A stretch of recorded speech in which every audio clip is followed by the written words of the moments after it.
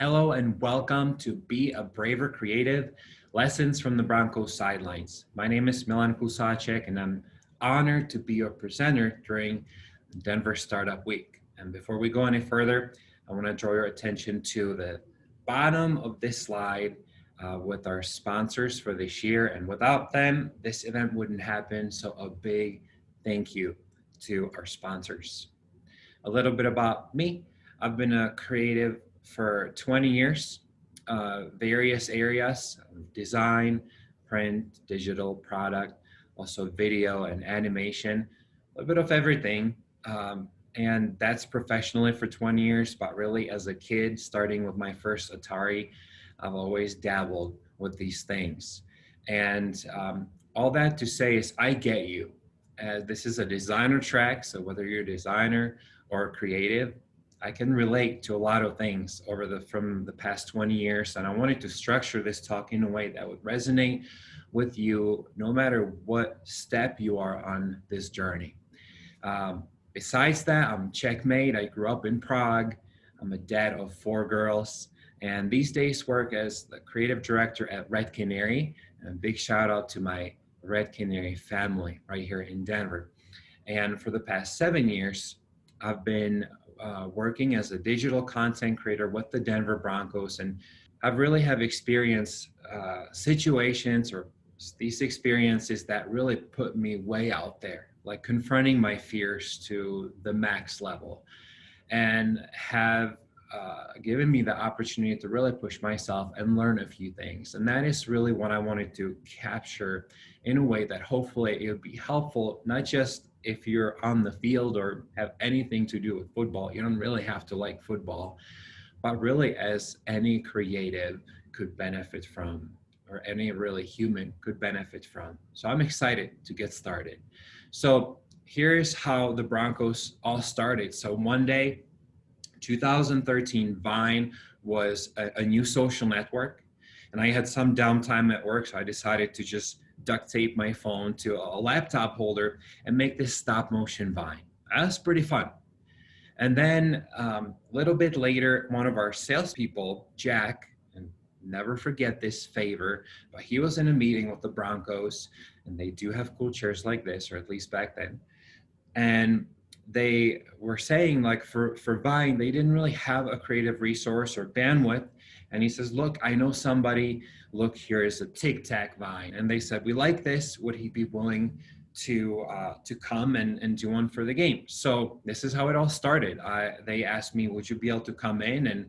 And I climbed up to the 7th story of the scoreboard, and I did a stop motion Vine of the stadium filling up. And it was quite the experience of being there with my iPad mini. I think that's what it was at that time, next to those big broadcast cameras. And they're all looking at me like, which one doesn't belong in this setup? Like, you with your little phone, like, what are you doing? But no, everybody was great. And it was a great experience. And really, that's when it started. Next week, they asked me to come again. And 7 years later, it's been quite the journey. And even though sometimes it gets dangerous, like on this one at the bottom, I'm shooting a Vine and there's players flying around. I have been making content ever since.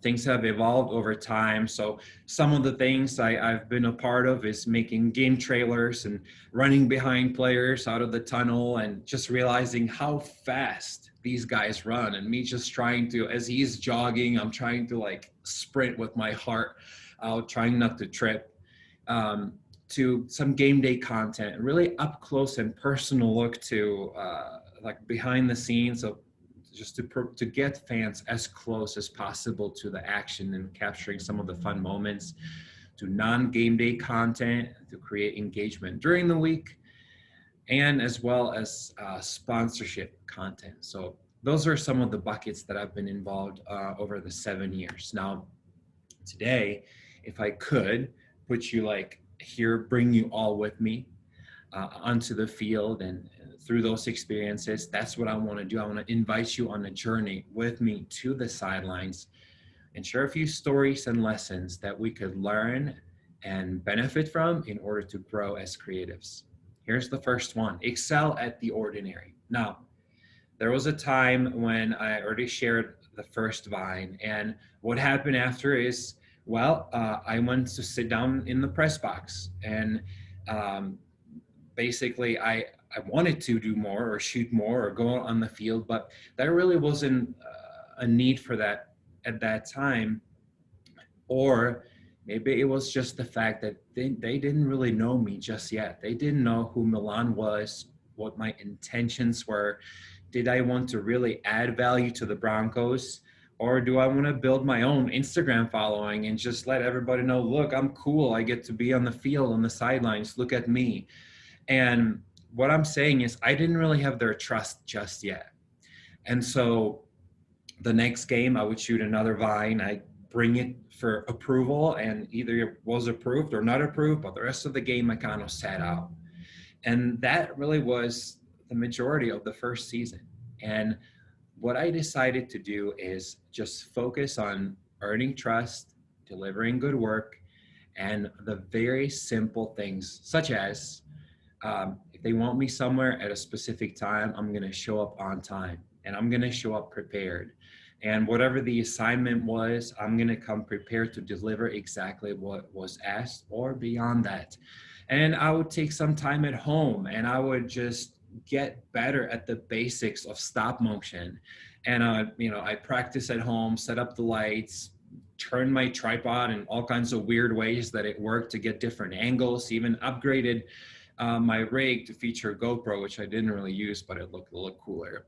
And I wanted them to know that if they think stop motion or Vine, that they would think Milan is our guy. And by the end of the year, they called me their Vinologist, and they begin to bring me in to some projects that they wanted to do. They're fun to do, like this Thanksgiving turning turkey into football, and projects like that. But by next season, I had developed enough trust to be able to go on the field and to unlock a new level of freedom to be able to produce more content. And that's one of the lessons. Here's a question for you. Are you willing to excel at the mundane for a season in order to earn trust? And I see a lot of creative people saying, listen, I'm ready. Like, I got the skills, like just set me free, like let me do that. And I think that's great. That's amazing. And I don't doubt that for a second. But do you have the trust yet? Can people trust that you have their goals in mind, their best intention, and not just your own? And sometimes that takes time. And sometimes you got to be brave enough to even step back and say, just for a season, I'm willing to do that. I'm willing to maybe humble myself and just do my best work at the mundane things for a season in order to open some doors and earn trust. All right, here's lesson 2, bounce back quickly. I have learned that mistakes are going to happen. And no matter how much you sweat it and how much effort and how much double and triple, quadruple checking you do, you're just going to make a mistake. Whether it's on the field, and I'll show you a couple duds that I created, like this one, for example, right? The Falcons were coming to town. Let's make this promo like the Falcons going to land on the building and the Broncos are going to come up and shoot a fireball from the eyeballs and just kill the Falcons. Great. No, it was rejected flat out. And, it was great thinking as a fan, like, yeah, I could make that and just like, great. But as a brand, that's a totally different perspective, a brand with sponsors and that, it's just, it wasn't putting the Broncos in the best light. Let's just say that. So that one was rejected. And this one was posted, but the fans literally just crazy feedback, just horrible, like, and that one, I admit it's just super random, but that feedback really kind of got to me, right? So I think about moments when I was not just on the field, but like, in big presentations where I maybe regret I have made some mistakes, like I didn't deliver my best, or I didn't say the things I wanted to say, and it just starts to eat at me. Like on the inside, I just made a mistake. I'm really bummed, and I'm like internalizing it, right? So here is the way that I approach these mistakes. So there is like a constructive way and then a destructive way. So let's begin with the constructive. And that is asking yourself, okay, what can I learn from this experience? And what will I do differently in the future after making the mistake? Thirdly, is to simply let you embrace, just be bummed. Okay, it's fine. I'm bummed. I made a mistake. I'm a human. So like, I'm going to also experience all that emotion and regret and all that stuff all at the same time. But I also ask myself these questions. Now, I do so for a period of time until that thinking becomes destructive. Now, destructive thinking would be things like, I knew it all along. I'm just not fit for this. I can't do this, right? And so that's not helpful to anything, and that's just being destructive to yourself.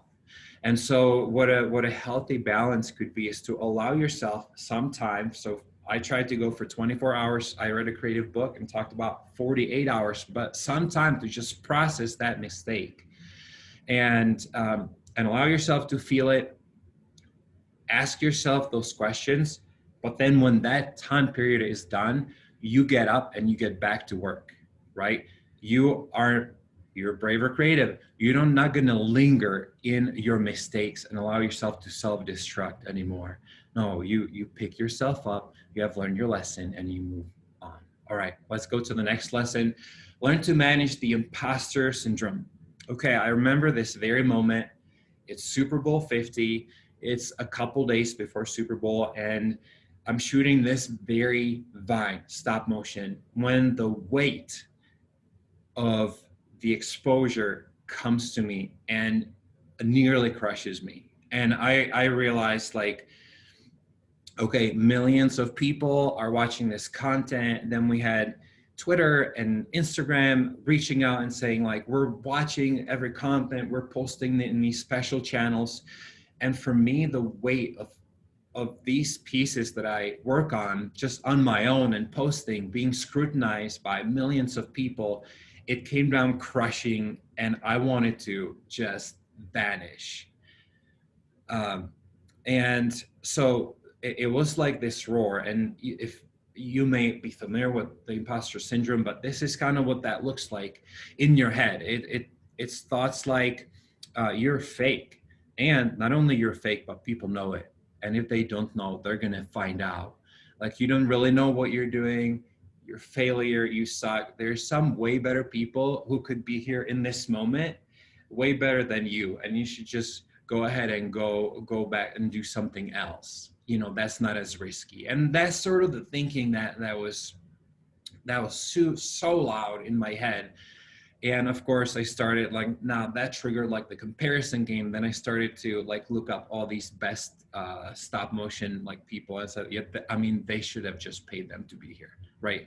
That's what it came down to. And so that was a near self-destruct moment right there. But that surfaces all the time during work, and many creatives will tell you the same thing, and you have probably experienced it yourself.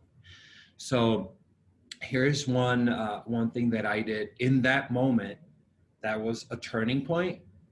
I tried to just forget about millions and forget about any sort of featured channels. I thought about a single fan for the Broncos. And I thought, would this fan right there, that the people that I create this content for, would they enjoy this piece of content? Just one person, that's it. Forget the rest. And if the answer is yes, then there is a good chance that others will enjoy it as well. But I'm going to just create that for that one fan. And you know, that really helped me, put me at ease a little bit, let go of that pressure, let go of that comparison, and came back to that tic-tac time, like tic-tac Vine. Like, remember, it was just about having fun, have a good time. But there's some other practical things that you can do when it comes to the voice of the inner critic. The first is to realize that your inner critic is not telling the absolute truth about you. There may be parts of the truth, but the voice that is in your head is distorted truth. It's not the truth, right? You got to recognize that. The second is to stop and ask yourself, what would my best friend say? And, you know, your best friends may not be as honest with you either absolutely honest, but it may provide a healthier balance. And the third thing I already mentioned is we shift focus from yourself to adding value to others, thinking of that one fan. Even here, recording this talk, I wrote down a few names above my camera, if you could see the other view. And I'm speaking to Lisa and Brad and Emily and Tanner, some of the people who sign up for this talk. And I didn't want to just talk to a camera. I'm talking to people. I'm talking to you guys, right? So I wrote that down, and it's just, okay, that helps me to focus and tell the inner critic, the imposter syndrome, to go away. Help me to manage that. Okay, the next lesson is sometimes you just got to go for it. And I really like this one. And again, coming back to Super Bowl 50, standing on the sideline in halftime. And I have these credentials that says I can be on the field at halftime, but nobody was going on the field from like the photographer's video crew. And I asked, are you guys going on? And they said, I don't know if we can. And it was like this moment where I wanted to provide the best possible angles for to post out there for our fans to be able to view it, which means I had to zoom with my feet. I didn't have a zoom lens. I zoom with my feet, so I got to come closer to the action. It was kind of that moment of decision is like, am I gonna, when I run on the field, am I gonna get tackled by some sort of SWAT team descending from the sky, or not? I don't know. I hope not. And I decided just to go for it and run on that field. I look, no one's following. And I get close to Beyonce and started like recording some of this footage and posting it and get, get this crowd gathering around me so tight I couldn't even move.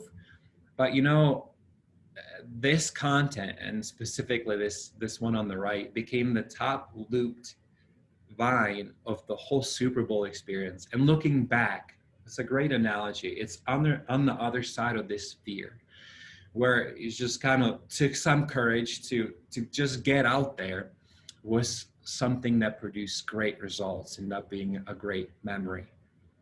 I really like this quote. This is from the movie We Bought a Zoo. You may have seen it. If not, quickly set up the scene. There's a boy and he likes a girl. He's too afraid to tell her. And so this character, Benjamin, he comes in and he tells him this, sometimes all you need is 20 seconds of insane courage, just literally 20 seconds of just embarrassing bravery. And I promise you, something great will come of it. Well, he took that advice to heart, and I don't want to give the movie away, but it was a good thing for him, right? And I think of us as designers, as creatives, being in those moments where we're in the midst of a meeting and there's this idea that pops up, but it takes courage to raise your hand and say something and share it, or to reply to a thread somewhere where you see clearly from your perspective there should be some feedback given, but you're just too afraid to pull the trigger on it. You don't need to be brave all the time, but you know what? Sometimes you just got to muster up a little bit of courage, and sometimes you just got to go for it. Just say, it's okay. This may sound dumb, but I'm going to share that anyway. Because you know what? You go for it. Don't be surprised if things happen in your favor. If things turn out great results. So here's our Be Braver reflection. When is the last time you really went for it? What is one step you can take that will require you to be daring? All right, next lesson. We got a couple more and then wrap up. Leave no time for pouty. Now I know this could be like, wait. Like, you telling me I'm just sharing my experience, right? That's it. So back to Super Bowl. I remember getting the phone call from the head of digital at Broncos, and he said, Milan, would you be interested in joining our team in Super Bowl and recording some things like you've done in the past few years? Well, it didn't take me long to say yes. Yeah, absolutely, I am. I'm pretty sure I cried right after I hung up. I did. And then I remember getting on the charter plane, being in the hotel room, saying, great, now the email, the text, the phone call is going to come. It's like, this is how we want you to like be a part of things. And, I'm just waiting and waiting and waiting. Hours come by and direction is not coming. And I'm starting to feel sorry for myself, like just starting to pout. Like, why did they bring me here? Like, I'm just here alone, sitting in my room. Nobody really cares I'm here anyway. Why am I here? Right? Like, dumb stuff. And then I realized, okay, kind of the out of body experience where you see yourself like in the hotel room and, okay, this is Super Bowl.